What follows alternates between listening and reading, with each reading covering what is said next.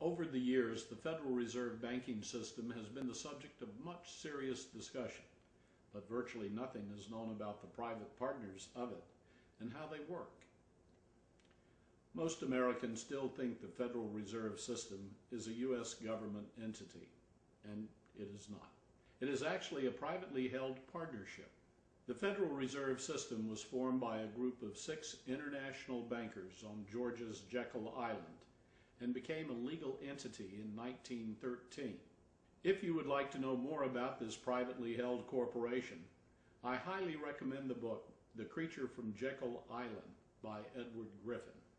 Woodrow Wilson was the liberal progressive president who was instrumental in pushing the legislation that gave the Federal Reserve the force of law and the authority to print currency for the United States. Unfortunately, this scheme was and is not new to America. Now let's go back to the presidency of Andrew Jackson.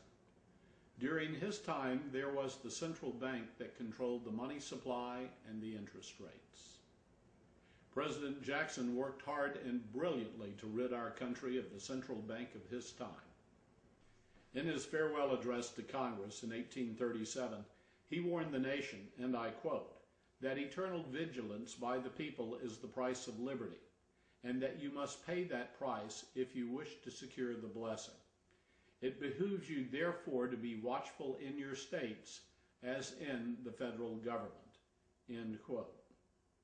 Unbelievably, the Federal Reserve System has never been audited, and Congressman Ron Paul has incessantly pushed for Congress to authorize a complete and detailed audit.